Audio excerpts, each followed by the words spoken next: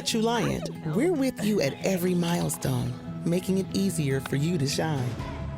So you can saddle up each morning for more than a paycheck.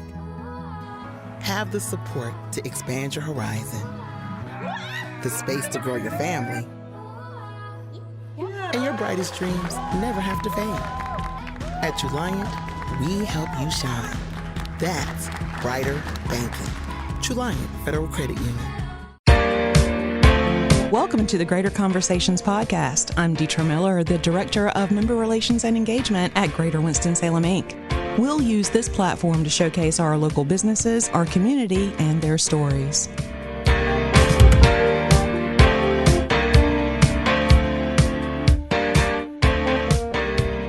Hi, everyone. Welcome back to the show. I am super excited to have here with us today Micah Ray and Mike Witt, the partners of D4 Concepts. Hi, guys. How are you? Hey, Deetra. How are you?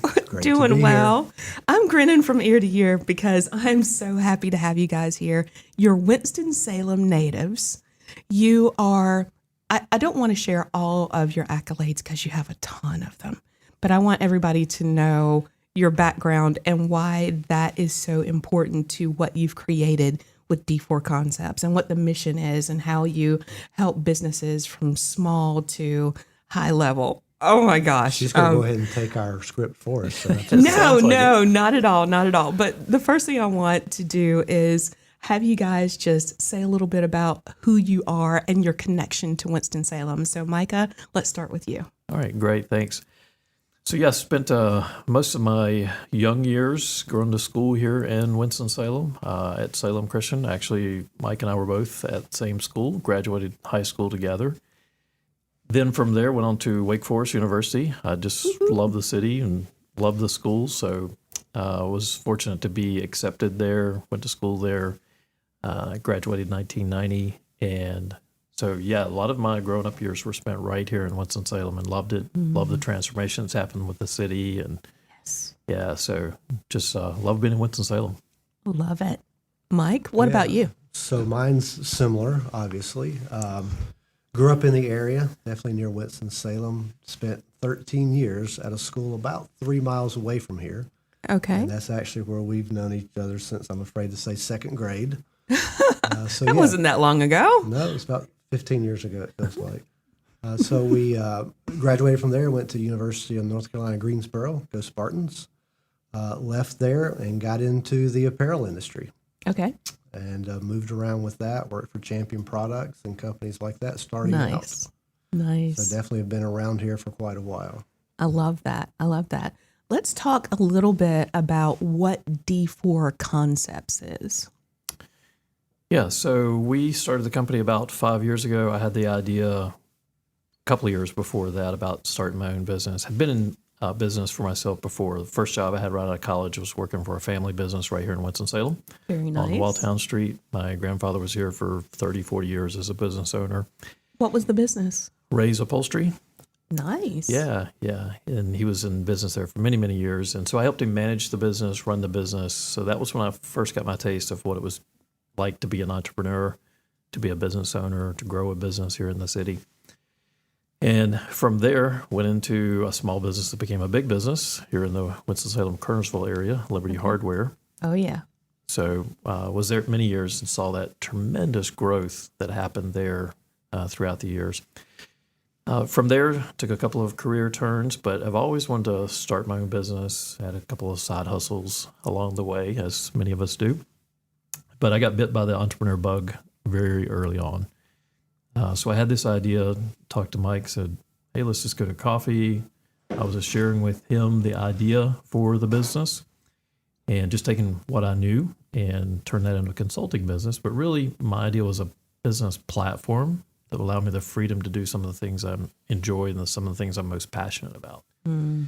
And so I saw the business as a platform to be able to do that. As I was sharing it with him, he said, I think I'm ready to make the leap at some point here in the near future. So I said, come join me. And that's how we started D4 Concepts. I love that. So when Micah approached you about this and you were thinking, I'm ready to take the leap, what was it that was in that conversation over coffee that made you want to take this leap? Yeah, an interesting thing too is he's very much a future thinker, a very present day focus. So I've never even thought about owning my own business.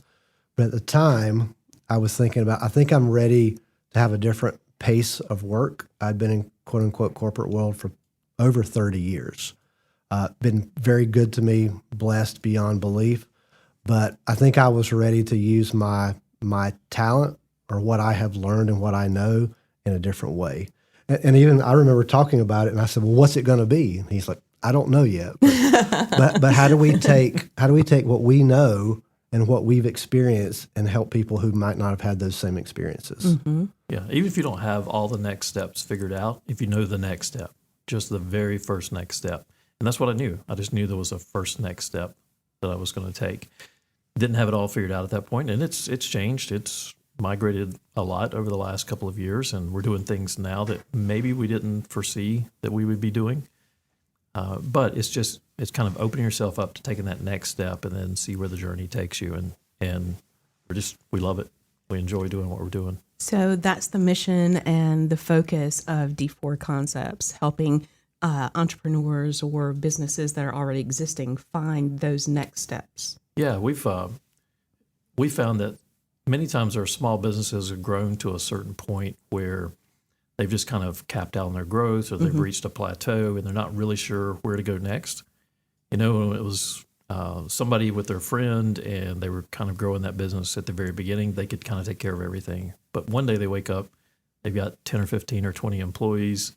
They have a whole different set of needs, a customer base, and they have to restructure that business or think about how to structure it maybe for the first time, and then how to start to develop the people to run the business without them. And so that's really what we do, is come along beside businesses to help them figure out how to structure the business, how to take those next steps, but then also on the people side, make sure you've got good people, good culture, you're developing people like you should. And that's kind of where we found our sweet spot. I love that. Now, for everyone listening, help them understand your background a little bit more and how you're able to do this. Because I mentioned earlier, you have a ton of accolades, and you mentioned working for Liberty Hardware for many years, and you had a lot of, in my opinion, investment in the growth of that company in a variety of different ways, from being the director of IT to, I can't remember the other titles. One had to do with innovation. I'm like, oh my goodness. So share with the audience a little bit about how your background has helped to create what you're giving to the folks that you work with.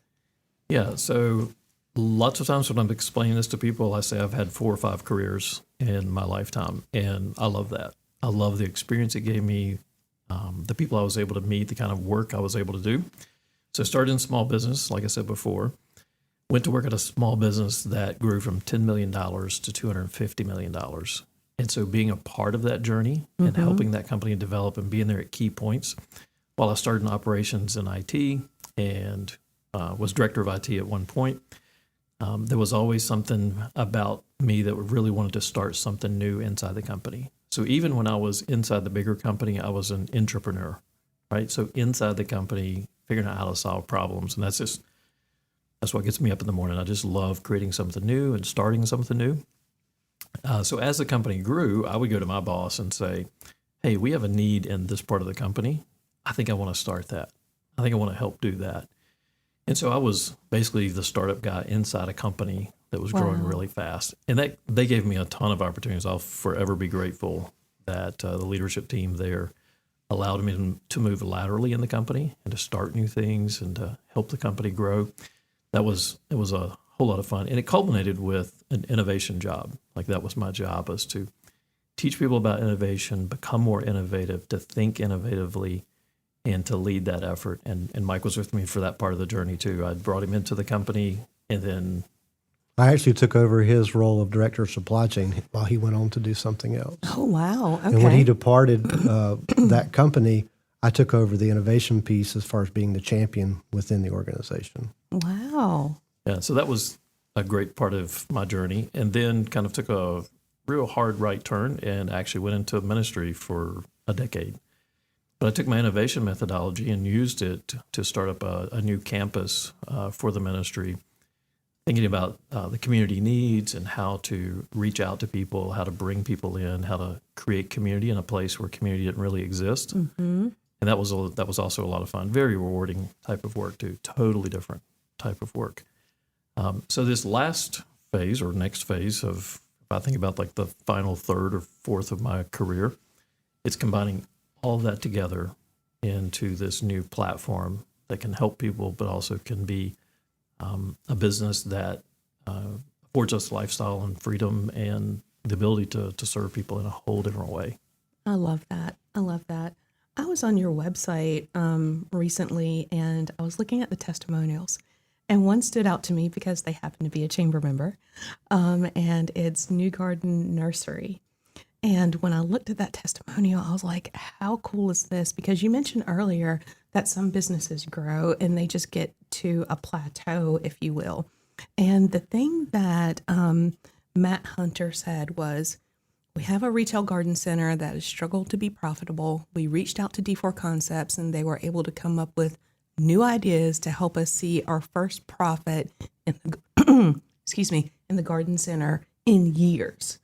That's amazing. So talk about some of the businesses that you work with, the sizes or the types, or does any of that even matter? You work with anyone? I think your last comment's the best one. Does it even matter?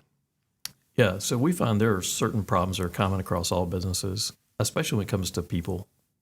Every business has people in it, and so you're always going to have people issues, and we love helping solve the people issues. We also love creating we love to create new ideas. Mm-hmm. And so we have a whole methodology around it. It's where our name comes from. There's 4 Ds in our process to create new ideas for people. Because often I hear this from people, well, I'm just not creative. Like, I'm just not a creative person. I can't. Mike's raising his hand over there. I'm not creative. And I said, well, you were at one point, right? That's right. Every kid I know under the age of 4, if you ask them to draw a picture, they can draw it, right? That's right. But then there's this point at which we get to, we say, well, I can't draw anymore because somebody's told us we can't. Or we've heard some voice from the outside say I can't, and we start to believe it. And so I love helping people and showing them that you can be creative. You can create some innovative idea that can serve the need of a customer, can serve the need of somebody that you serve. And that's we can do that for any size company. I've done it for large companies. I've done it for small companies. And in the situation with Matt there, he brought us a very specific need. We kind of went through the whole process with him. And it resulted in a 3-part strategy that really helped take their garden center to a place it had never been before. Wow. And that's so rewarding, just to do the work, take them through the process, to create the ideas, and then for them to see, like, the ideas actually work. Like, that kind of innovation work that we did for them and we've done for others really kind of puts people in a different place and shows them, gives them the ideas they need to take their business to the next level. The interesting thing about that word creativity and innovation, about 15 years ago, we had the opportunity to work for about a year and a half with a company called IDEO, right? They're a global product development innovation company. And they taught us the process of being innovative. So for him, it comes naturally. Mm-hmm. For me, it doesn't. So we teach people, which is actually where our name comes from. It's a process that we walk people through to come up with new ideas. Or a phrase he uses quite a bit is, I want to give people aha moments in their life. Yes. Right? I love that. And the other thing that we do is we take the complex down to the simple. Because when people come to us many times, they have all these ideas and all these challenges and all these things going on, and we just unpack it. Literally, we'll write it on a whiteboard, and we synthesize it down into, here's what you're focused on. And it's just like clarity. Once you give them that clarity, you've put it on the whiteboard, you've honed it down, what about the action plan? Because as you said, people come up with a lot of great ideas, but actually implementing them, how do you help them with that? Yeah, so there's a couple of things we do. Number one, we never leave a meeting, we never leave a workshop without having an action plan. If it's training and development, if it's strategy, if it's innovation, whatever we're doing for you, we always want to walk out of there with an action plan. So you're never going to leave one of our events without having, you're going to know what your next step is. We're going to tell you very plainly what that is or help you discover it. The other thing that we love to do is, as we're creating the ideas, we start to ask you to think about, what would a small version of this be, a low-risk version of this? How could you pilot this or prototype it? Many times we think we've got to spend, tens of thousands of dollars or millions of dollars and launch this big thing, and it's got to go to the entire world. Some of the best ideas I know and some of the best work that we've done is just start small. Find 2-3 customers you can use it with. Learn from that. Once you learn from that, iterate, then you can scale it to something bigger. And that's what we always build into the last phase of the process. When we go to deliver the solution, we'll challenge the client as the people that we're working with, say, how can you start something small? How could you do something very small, low risk, learn from it, and then from there scale it into something much bigger? We do that in people development. We do it in strategy. We do it in innovation. Whatever it is that we're doing, we always want to say, what's one thing you can do? Very simple, very small. Learn from it, then scale it. Because I'll guarantee you, your idea, your deliverable is probably not going to be 100% right. It's how do we implement it and learn and tweak it from there, and then scale it at that point. Yeah, as we like to say, fail often, fail early. Yeah. Right? It's okay to fail. Some of the things I've learned the most in life have been from those moments I failed. When it didn't go like I thought it would, but then I look back and I go, you know what? I learned something from that has really helped me in life. It's changed the trajectory or the course of my life. I love that. I love that. Let's talk about the people development part for a minute, because one of the friends of Greater Winston-Salem, if you will, is Carolina Core FC, our new football club over on the other side of the river there, if you will. Well, no, on the other side of the river. What would you call High Point from here? Other side of the what? Say it nicely. Track. Okay, we'll call it the other side of the track. Anyway. Yeah, because I was going to say something else, but you had to put that caveat That's in there. right. Well, anyway, and Megan, who happens to be one of the principal investors, she speaks so highly of you guys and the people development part. And you guys recently did a staff retreat with them, right? Yeah, we did. Mike went down, did the retreat for them, and we love Megan. We love the folks at CCFC. They actually work one floor above us at Congdon Yards. Yeah. And so it's great. We love being there with them. What they're doing here in the Triad and bringing professional soccer to the Triad, I think is going to be huge. We love it. It's we love being a exciting. part of it, and the transformation that's going to happen with the stadium and preparing for it. We're season ticket holders. There you go. so- Shameless plug for Yeah. everybody that's wanting Go season tickets. CCFC. Hurry. That's right. Yeah, so what we did for them was really, it's a brand new team, right? Like they put together this entire front office team, back office folks. They're all new. And so to build that team, we said, hey, let's do something that we have, which is a program called the 5 Voices. Let's teach people what their voice is, what their leadership voice is, how they lead with their communication. Let's teach them that, but then let's let them understand from each other what their voices are so they can learn how to best work together, how to collaborate better together. And so Mike had the opportunity to go down, retreat at the beach with the whole team in a casual setting and had a blast with it. First of all, it's a great group of people. But to his point, they are new, very diverse backgrounds, but they're all heading in the same direction. And they really leaned into it, learning about themselves. So the program he's referring to is based in Myers-Briggs psychology. Okay. So it's been around for kind of a long time. They leaned into it and recognized what they bring to the table versus other team members. And also realized that when I have a conversation with you, sometimes that's why you look at the world differently. Not that it's good or bad, but how do you and I work together by That's having those right. different perspectives? Yeah, we like to say when we start that workshop series, everyone has a voice, but not everyone is heard. Ooh, that's good. And that's really important for teams to understand that and to say, there's a reason why people are here at the table. Some of us don't have a problem talking. Some of us are more forceful in our conversations. Some of us are quieter, but every one of those voices are important. And that's why we want to invite the entire team into the discussion, to teach people how to bring people in to the conversation at the right time in the right way, and to empower people, just to let them have a voice at the table. And we love doing that. We love helping teams in that way. Because if you and I can't communicate for whatever reason, we're not going to have a good relationship. Exactly. Right? Doesn't mean we go on vacations together. But if we don't have a good relationship, we're probably not going to be aligned on what you're doing versus what I'm doing and what the expectations are. I would say most of the folks that we work with, there's challenges in having tough conversations. Wow. Almost every organization has that. There is a particular group I think you guys have worked with as well. A group of young entrepreneurs, I think, Thrive. Is that right? Yeah, Thrive and High Point. Talk about how you work with those entrepreneurs. So doing a lot of the Five Voices training with them too. We've done a couple of sessions. They have an annual summit. They have other educational events.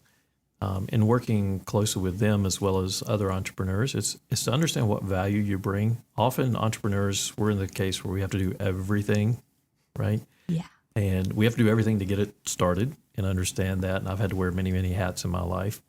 There comes a point, especially when you start to build a team and you start to get other people around you, it's helping them understand what do you bring the best of, or what's the most value that you bring to your business, to your organization, your nonprofit, whatever it may be. What do you bring best? How do we get you to focus there? And then how do we get you to build a team around you that can do the things maybe that you're not so good at, or the things you don't have a passion for?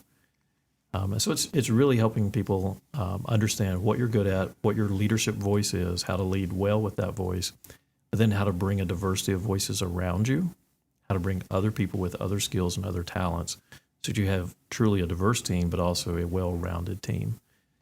So that's a lot of what we do have done in the past for Thrive is really leading with that Five Voices program and help them understand the other voices they need in their life as an entrepreneur.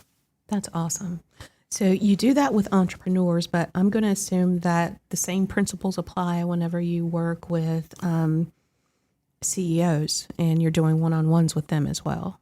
Is that right? Yeah, absolutely. A lot of the executive coaching that I do, I find myself coming back to the person's foundational leadership voice. Because many times there's a CEO with a vision. They want to lead a certain way. They have this plan in place, and they often get frustrated when other people aren't on board with that same plan, right?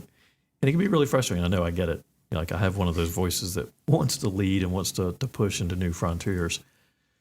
But often I find myself coaching those top-level leaders to slow down just enough and to invite other people in the conversation, to recognize differences in what the other person brings to the conversation, to hear from everyone, and then make decisions to move forward. So it's really knowing yourself. We say it often. I think John Maxwell probably said it first 25 years ago. You have to know yourself first to lead yourself better. Ooh, So when you know yourself, you can lead yourself better. The toughest person you ever have to lead yourself, right? When I get up every day, I have to lead Micah. I have to lead myself. I have to make choices throughout the day that helps me become the person and to lead in the way that really impacts and influences other people. We all have to make those decisions.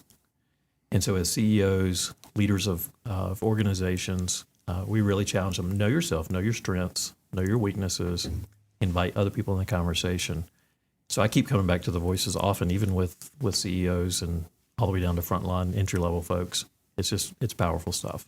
And to that point, they have to want to be intentional, because their natural tendency is to talk over people, to shut people down, to not get that additional input from others, those quieter voices like myself. But if they're really intentional and they're mature in their voice, they're going to want to have those voices, those contributions provided. Wow. I hope our audience has heard a lot of what you said today. There are so many nuggets. I can continue talking to you guys. This is amazing. But I feel like you were about to say something else. Please go ahead. We like to emphasize that every leader needs two dimensions of growth: to become healthy and to become mature. You need both of those. So I need to be healthy. I need to have healthy rhythms in life. I need to have healthy habits. I need to take care of myself mentally, spiritually, emotionally, physically, right? So I can be healthy. But I've also got to mature. I've got to learn more about myself. I've got to go deeper in understanding my tendencies and who I am and who I'm not, right? And once I learn that, once you can get those two going together for leaders, if they're both healthy and mature, we just see leaders lead in a totally different way. They really become people that are leaders worth following. And that's what we're on a mission to do, is to create leaders that people want to follow.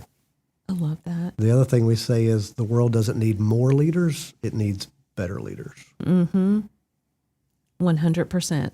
Because there are a lot of leaders out there that could use some maturity. Yeah, and post-COVID, Post-COVID, it's a whole different world. I mean, what's happening right now, there have been so many challenges happen in the last 3 years that have left leaders drained. The ground has shifted. There's hybrid, there's remote, there's flex time. There's way more jobs than there are people competing for them. We were just having this conversation in the car coming over here, that the same shift that's happening right now happened in 1918 with the Spanish flu, where people started reimagining, rethinking their lives and understanding, you know what, there's more to life than just work. We see that cycle and some of the macro trends that are happening right now. It's happening all over again. And there are really people starting to wake up and say, you know what, I need development, I need growth, I need flexibility. I want my life back. And employers, companies, leaders have to understand some of these trends that are happening and understand what they can do to create a healthy workforce, to create healthy teams. It's amazing what's happening. It's being repeated all over again from 100 years ago. Wow. They say things repeat every 100 years. Yeah, things are in cycles. We need to learn from history. Okay, Mike, for everyone listening that grabbed a lot of great nuggets today like me, how do they get in touch with you and learn more? Yeah, best place is go to our website, d4concepts.com. It's real easy to remember. Our email address is Micah at D4Concepts, Mike at D4Concepts.com. And a free giveaway. I'll just do a free giveaway if I can. Nice, yes. To everyone. Everyone loves something free, right? You can take the 5 Voices assessment for free. It takes you about 10, 15 minutes. It's an online, maybe 50, 60 questions or so. Really helps you understand what one of your top voice is of those 5 voices. You can go to whatsmyvoice.com. Whatsmyvoice.com. You can sign up. You can get the free assessment. You can find it on our website too, but it's just easier if you go to whatsmyvoice.com. Enjoy it free, and you also get a sample of some of the training platform that we have. You get a free sample today for all your listeners. That's fantastic. Thank you very much for that. I love it. Was there anything else that you wanted to share with everyone listening that we didn't touch on at all today? Dieter, you and I have known each other for many years. We have. So when I found out you were at the Winston-Salem Chamber and we were about to join, I was like, I think I know this lady. So, yeah, we've known each other for years, and I've just enjoyed reconnecting with you and Me too. seeing what's happening here in Winston-Salem. We're just super excited about all the development and growth. You know, haven't been here so long, and see what's happening now in downtown. It's amazing. We love it. It's exciting. It's really exciting, and I got to give a shout out to our economic development team because they do such an amazing job retaining businesses here and attracting new businesses. And then our marketing team that does a great job with the content and attracting people through digital platforms and letting young professionals know that this is a great place to live, work, and play. And of course, our city government, I can go on. And of course, we have the best podcasting studio in town as well. Heck yeah. And we've got great businesses like D4 Concepts here. So what's not to love, right? Yeah, it's great. It is. It's great to be here. And your podcast listeners can't see it, right? But like the view from here, it's like amazing. from the studio, like great view. Like congratulations, right? Thank you. Yeah. To be able to see what's happening, kind of have this kind of downtown location. It's awesome. It's a buzz. It's a buzz for sure. Well, Mike, thank you so much for being here today. Really appreciate it, and hope to have you back soon. We're going to see you guys around a lot, so I'm excited about that. Awesome. And for everyone listening, until next time. We know you enjoyed this podcast today, so join us for the next episode of Greater Conversations. By the way, you can follow us on social media. We're on Facebook, Instagram, Twitter, and LinkedIn. Be sure to smash that subscribe button. Also, be sure to visit our website at winstonsalem.com. The views and opinions stated in this podcast are solely those of the contributors and not necessarily those of our sponsors, distributors, or hosting companies. This podcast is copyrighted and cannot be reproduced without expressed written consent of Greater Winston-Salem, Inc. or your toast.